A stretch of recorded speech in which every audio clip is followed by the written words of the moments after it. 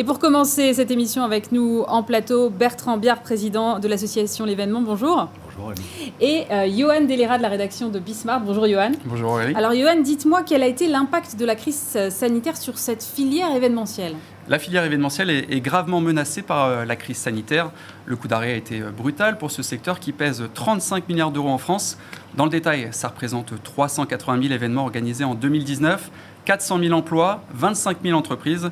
Mais depuis leur interdiction fin février, 75% des événements prévus en 2020 ont été soit annulés, soit reportés, soit une perte de 15 à 18 milliards d'euros de chiffre d'affaires. Résultat, des centaines d'entreprises pourraient fermer dans les prochains mois. Et alors avec le déconfinement, est-ce que ça va mieux ? Non, car l'événementiel n'a pas encore repris. Je vous le rappelle, les rassemblements de plus de 10 personnes sont toujours interdits. Alors pour stopper l'hémorragie, le gouvernement a décidé de renforcer les aides au secteur le 10 juin dernier. Parmi les principales mesures, l'indemnisation à 100% du chômage partiel. Il est prolongé jusqu'à septembre. Le fonds de solidarité, lui, profite à plus d'entreprises, et ce jusqu'à la fin de l'année. Enfin, les TPE et les PME bénéficient d'une exonération des cotisations sociales. Mais ces aides ne suffisent pas à rassurer les professionnels du secteur. Selon l'événement, leur indice de confiance est d'à peine 5 sur 10. Est-ce que quand même on va bientôt pouvoir organiser des événements ? Ça, on va très vite le savoir. Lundi exactement, Édouard Philippe doit enclencher la phase 3 du déconfinement. Il pourrait de nouveau autoriser les rassemblements de plus de 10 personnes. Mais un éventuel feu vert du Premier ministre ne marquerait pas forcément la reprise de l'activité. Les professionnels du secteur craignent en effet que leurs clients n'aient plus le budget pour participer à des événements ou même les organiser. Il faudra aussi appliquer un protocole sanitaire très strict avec les désormais fameuses mesures barrières. Ces contraintes devraient renforcer la digitalisation du secteur. Comment est-ce qu'on digitalise un événement, Johan ? C'est très simple. Au lieu d'annuler purement et simplement un événement, on décide de le maintenir, mais sur Internet, sous forme de show virtuel et interactif. Exemple fin mars avec la Fashion Week de Shanghai. L'un des défilés s'est tenu en live via une application d'e-commerce. Les résultats sont plutôt encourageants, mais attention, le digital n'est pas la solution miracle pour sauver les entreprises, car pour le moment, elle ne comble qu'une petite partie de leurs pertes. Merci Johan. Alors Bertrand Biard, vous qui êtes président de l'agence Manifestory et président de l'association L'Événement, quel est le moral des troupes aujourd'hui ? Johan disait tout à l'heure qu'on était bien en dessous de la moyenne. C'est quelque chose que vous ressentez, vous, au quotidien ? C'est évident, parce que quand on est chef d'entreprise, et a fortiori, là, j'ai pas de schizophrénie à gérer, quand on est patron d'une association de chefs d'entreprise, on vit la même chose. On vit d'abord la satisfaction d'avoir vu que le président de la République a quand même prononcé le mot événementiel, que des ministres l'ont repris derrière. Ce secteur-là n'existait pas dans les mots des politiques jusqu'à présent. Et donc, il a été pris en compte. Les aides sont arrivées, vous les avez citées. Elles sont forcément toujours insuffisantes à l'aune de la reprise, puisque nous, ce qu'on veut, c'est faire notre business, c'est pas être perfusé à vie. Donc, en revanche, là, on a un problème de calendrier. C'est vrai que dans l'hôtellerie ou la restauration, vous réouvrez votre restaurant et puis les clients reviennent. Mais on ne crée pas un événement comme ça du jour au lendemain. C'est en général entre 1 et 3 mois de réactivation avec une moment charnière qui est quelqu'un qui le finance. Alors on est des gens formidables, mais on ne finance pas nous-mêmes tout le temps nos propres événements, donc on a besoin de clients, d'exposants dans des salons, de clients pour les événements B2B ou B2C, et ces gens-là, il faut les convaincre. Pour les convaincre, il faut un mot d'ordre, c'est on peut organiser un événement. Donc là, vous disiez, ils ne sont pas possibles. En fait, si, ils sont possibles dans certaines conditions, puisque les décrets aujourd'hui réautorisent en zone verte un certain nombre de typologies de rassemblements. Mais c'est la confiance dont on a besoin aujourd'hui. C'est vraiment notre mot d'ordre. Il faut rassurer. Et la confiance, là, chez les annonceurs, elle n'est pas encore là. Ils ont besoin d'avoir des certitudes. Oui, on peut le faire. Et oui, on peut le faire dans de bonnes conditions. Et ça, c'est le deuxième volet, en dehors des aides. C'est qu'on a travaillé, nous, avec les pouvoirs publics, à un protocole sanitaire. Il est prêt. Il est en relecture aujourd'hui dans les ministères. Donc, on a un guide de process d'un événement responsable, comme on l'avait fait à l'époque en période sécuritaire, en menace d'attentat. On sait s'adapter. Donc, il faut relancer maintenant. Mais alors, justement, à quoi ça va ressembler l'événement de demain ? On va aller dans des congrès, dans des salons, dans n'importe quel type d'événement, masqué, avec le gel hydroalcoolique à l'entrée. On ne va pas se serrer la main. Comment vous voyez ça ? Alors, on va s'adapter au déconfinement. Donc, il y aura un certain nombre de process qui vont évoluer dans le temps. Je dirais que ça, c'est normal et c'est la vie de tous les jours. Dans tout événement, on s'adapte aux contraintes. Moi, ce qui m'importe plus, c'est de dire que pourquoi est-ce qu'il faut relancer les événements ? C'est pas juste pour faire vivre la filière, parce que ça pourrait ne pas intéresser grand monde. Mais je crois qu'il y a 4 secteurs fondamentaux qui parlent tous de relance. Et aujourd'hui, dont on a tous besoin, c'est la relance économique et sociale du pays. Ouais. Et l'événementiel est un outil formidable pour ça. C'est un outil de cohésion aussi. Mais c'est un outil de lien social, ça c'est le premier point, de cohésion. Il n'y a pas de lien social s'il n'y a pas de rassemblement physique. compléter par du digital. J'ai aucun problème sur le figital. On l'a toujours fait, on le fera toujours différemment, mais peu importe, ça c'est l'évolution normale. Mais lien social, c'est fondamental dans l'entreprise, dans les relations humaines, dans la société. Et ça, c'est la musique, c'est la culture, c'est la communication interne, c'est des grands projets sociétaux. On va en avoir quelques-uns. Nos événements servent à ça. Deuxième sujet, tout aussi indispensable, c'est l'engagement. Il faut que les gens partent dans l'entreprise engagés. C'est pas avec des Zooms ou des Teams qui pourront le faire. Il faut engager les gens, il faut engager la société, il faut engager des projets. On va avoir une deuxième partie de mandat présidentiel qui va avoir besoin que les gens s'engagent. Donc ça, c'est vraiment la valeur de l'engagement qu'on a dans l'événementiel. Le troisième, c'est le business, parce que dites à des gens du luxe, dites à des gens de la grande conso que sans salon professionnel, sans convention, sans rencontre de leurs écosystèmes ou de leurs clients, ils peuvent faire du business, ils vont vous dire non. Donc il faut relancer cette partie business.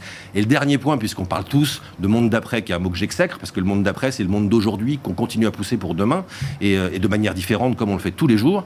Et ben ce monde d'après, il a besoin d'innovation, il a besoin de se repenser socialement, sociétalement. Et là encore, nos outils s'adaptent, avec du digital, avec du live, avec plein d'autres choses qu'on vous réserve en bonne surprise, parce qu'on a travaillé tous dans nos esprits. Donc on va faire des choses. Mais pour ça, il faut que les gens soient convaincus qu'il faut qu'on se retrouve.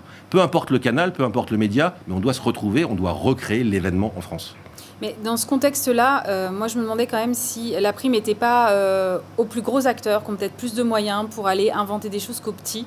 Comment est-ce qu'il y a divers degrés dans votre filière de réactivité face à l'ampleur de la tâche, hein ? Alors il y a d'abord ce que je vous dis là, c'est-à-dire propulser du positif et faire en sorte que tout le monde prenne bien conscience de ça. En 2008, crise économique, on a tout arrêté, la com interne, parler aux managers intermédiaires, c'était une catastrophe, les groupes ont mis des années à s'en remettre. Et là, on ne parle pas d'une petite crise économique, hein. On est x10, d'après les chiffres que je vois de Bercy. Donc on est vraiment dans quelque chose où il faut aller fort. Après, relancer, c'est pas une histoire de grand compte. Alors, je vois deux acteurs assez remarquables qui ont annoncé dès aujourd'hui qu'ils auraient des événements. C'est BPI qui, hier, dans sa conférence de presse, lançait le Big Tour. Et le Big Tour, c'est pas juste des gens qui se réunissent dans une salle pour parler d'économie. C'est des concerts, c'est du grand public, c'est du show et c'est aussi de l'économie. Ça, c'est quand même un magnifique signal que lance Patrice Béguet, qui nous a accompagnés merveilleusement dans toute cette crise. Et puis, le deuxième que je vois aussi, qui sont des interlocuteurs que j'ai moins vus, quoi qu'on les a vus dans des calls à Bercy, c'est le MEDEF. Le MEDEF, il a aussi porté nos sujets. Et le MEDEF a annoncé il y a quelques jours qu'ils relançaient leurs REF, leurs universités d'été, à Longchamp. Alors pareil, tout ça, ça va être fait sous des mesures sanitaires. Beaucoup de nos agences, de nos entreprises dans la filière travailleront avec eux, les prestataires aussi. Mais ça repart. Donc tous les clients doivent se dire aujourd'hui, si je veux relancer ma cohésion sociale, si je veux reparler à mes clients, si je veux reparler à mes publics, à mes prestataires, ce monde va changer dans les organisations des boîtes. Prenez l'outil événementiel comme une opportunité de croissance rapide. Merci beaucoup Bertrand Biard. Je rappelle que vous êtes le président de l'agence Manifestory et président de l'association L'Événement qui regroupe environ 70 agences de l'événementiel. Tout de suite le débat.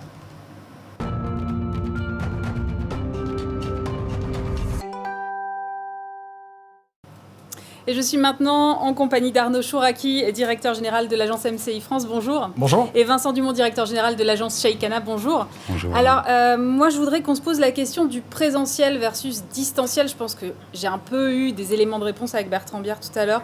Mais quand même, j'ai envie de vous poser la question. Est-ce que la rencontre live, en réel, humaine, tout ça, physique, c'est fini ? Alors, déjà, pour commencer, non, c'est pas fini. Et pour replanter un petit peu le décor, le distanciel versus le présentiel, c'est pas nouveau. Ça ne date pas de la crise. En réalité, il y a de nombreux formats d'événements qui, aujourd'hui et déjà depuis de nombreuses années, font appel au distanciel et donc au virtuel.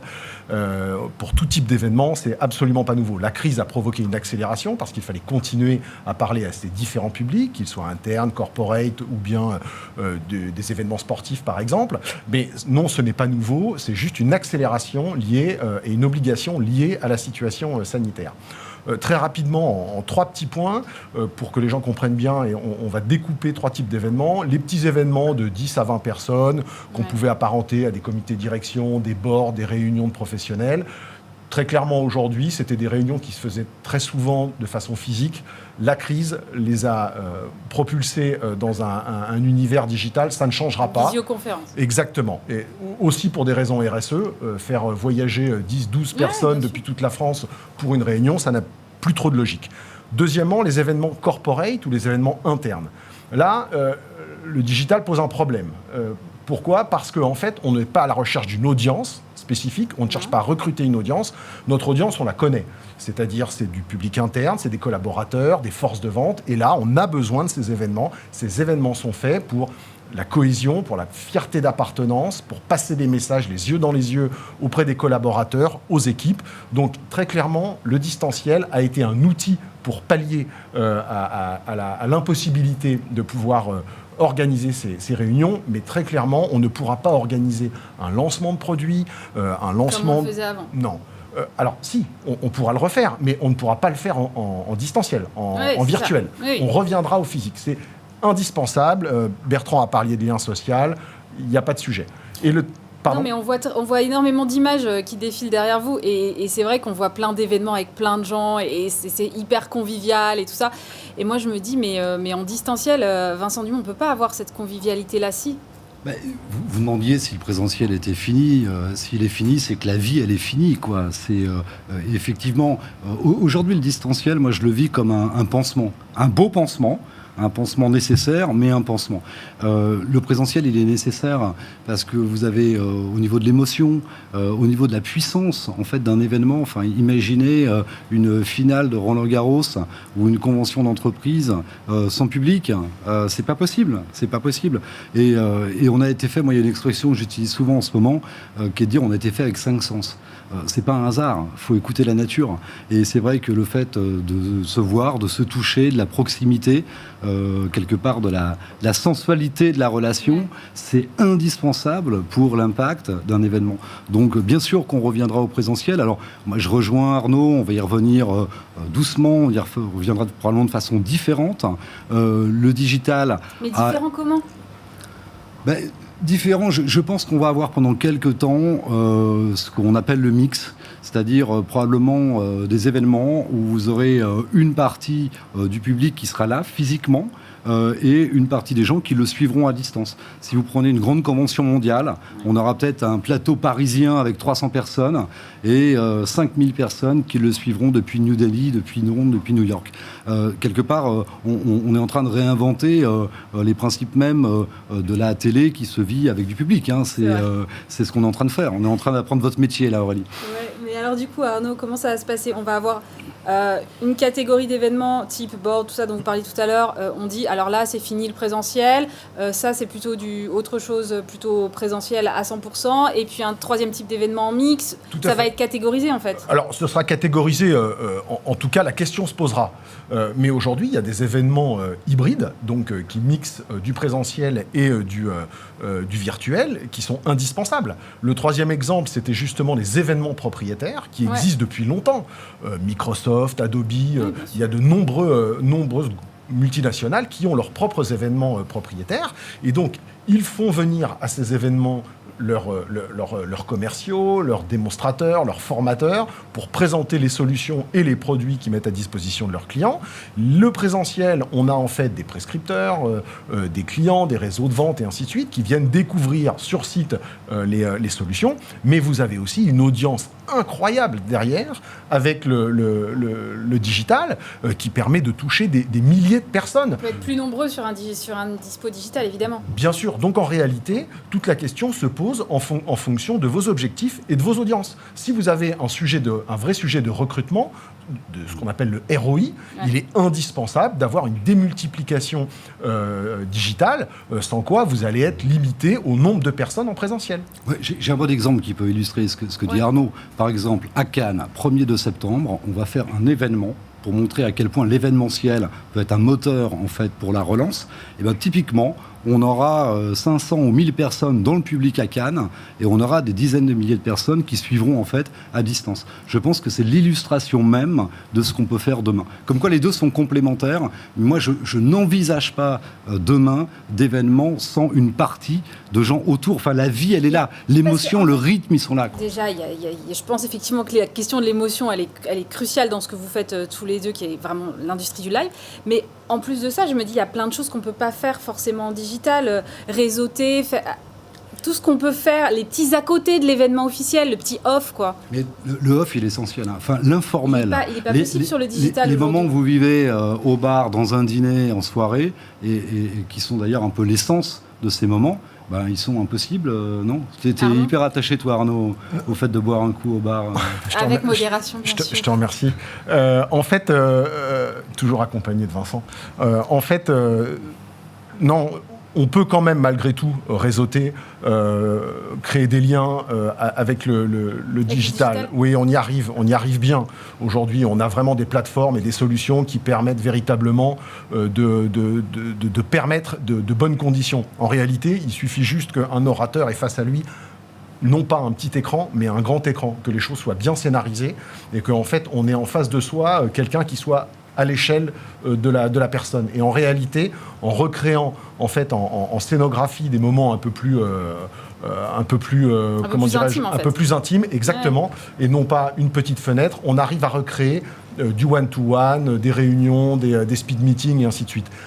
Il n'empêche qu'on n'aura jamais, effectivement, tous les atouts et les avantages du présentiel. Et en termes de retombées économiques, c'est pareil d'organiser un truc digital ou un truc en réel ? Non, bien sûr. Maintenant, si on reprend le troisième exemple que j'ai cité tout à l'heure, un événement propriétaire, c'est beaucoup plus intéressant. Évidemment, d'avoir un mix des deux, parce qu'on augmente l'audience. Et la démultiplication est très importante. En revanche, pour un événement interne, non, très clairement, économiquement, pour nos agences, pour la filière, il n'y a plus de traiteurs, il n'y a plus de location de lieux, la technique, elle est réduite au minimum, c'est de la technique digitale, donc très clairement, ce n'est plus le même modèle économique. Et si on parle d'un événement corporate, est-ce que l'impact est le même ? Parce que moi, je me posais la question, parce que je me dis, le mec qui est derrière son écran en train de suivre un truc, c'est pas comme quand il est au séminaire, au premier rang, à côté de son patron. Il peut brancher l'ordi et puis aller faire son café, non ? Alors, il y a une vraie question, effectivement, sur l'attention, et d'ailleurs, on le voit bien sur le distanciel. L'attention est encore plus complexe. C'est-à-dire qu'on Comment on maintient alors l'attention ? Des formats plus courts, beaucoup plus de rythme, des intervenants encore mieux préparés que quand ils interviennent sur scène, et surtout des formats courts. Après, sur le corpo, la question également de l'échange, du collaboratif, de la co-construction, elle est essentielle. Alors, on peut le faire à distance, mais on le fait moins bien de toute façon à distance. Le fait de pouvoir faire des ateliers, de pouvoir partager, donc sur le corpo, très clairement, on a besoin de se voir. Et encore plus en ce moment où les entreprises vont avoir besoin de redéfinir leur projet, de redonner du sens, de redonner de la perspective. Vous ne pouvez pas le faire si vous ne voyez pas vos équipes. C'est pas possible. Imaginez 2 secondes un événement, lancement de produit dans l'industrie automobile, où le véhicule est révélé lors de la plénière. Toute la pierre angulaire de l'événement, ça va être le reveal. On nous demande de travailler sur le reveal, sur le show de présentation du véhicule. Ouais. Voilà. Est-ce que vous imaginez 2 secondes qu'on puisse générer la même émotion auprès d'une force de vente, auprès de l'interne, si on est derrière un écran ? Absolument pas. Bon, et alors comment on fait alors ? Comment est-ce que les annonceurs ils regardent ce genre de mix puisque si j'entends bien ce que vous me dites, finalement, l'idée c'est quand même de trouver un genre de compromis. Eh bien, c'est compliqué. C'est compliqué parce qu'aujourd'hui, eux-mêmes nous interrogent sur des solutions alternatives, donc de l'hybride ou du 100% virtuel, mais ils ne sont pas prêts. Ils ne sont pas prêts, ou pas tous prêts. Un cap psychologique à franchir encore. Ouais, bien sûr. Moi, je ressens quand même qu'il y a une vraie prise de conscience des décideurs et des annonceurs sur la nécessité de se voir. Cette prise de conscience, elle est claire. Après, je suis assez pragmatique, il y aura aussi la réalité budgétaire. Ça, c'est la grande inconnue qu'on a sur les mois qui viennent. C'est quels moyens on sera prêt à remettre sur une période qui va être compliquée, on le sait. Mais en tout cas, il y a cette volonté. Donc, ça sera aussi à nous d'être imaginatifs et de trouver ces solutions mixtes, mais qui permettent de maintenir le lien. Parce que sinon, il n'y aura pas de relance sans maintenir le lien et sans rencontre. C'est une évidence. Les modèles économiques de nos agences sont en train de changer. Aujourd'hui, quand on crée des événements virtuels, il faut savoir qu'il n'y a plus d'achat. Il y a une partie de notre rémunération qui était basée sur des honoraires, sur le volume d'achat. Donc aujourd'hui, en réalité, on se retrouve à modifier nos structures budgétaires parce qu'on va vendre de plus en plus de conseils et de jours hommes à sa juste valeur, puisque la part d'honoraires va disparaître. C'est un petit peu technique, mais en tout cas, le modèle économique de nos agences est en train d'évoluer et on est obligé de tendre vers des rémunérations de conseil et de façon beaucoup plus précise en termes de temps passé sur les projets. Merci beaucoup Arnaud Chouraki. Je rappelle que vous êtes directeur général de l'agence MCI France et Vincent Dumont, directeur général de l'agence Shaikana.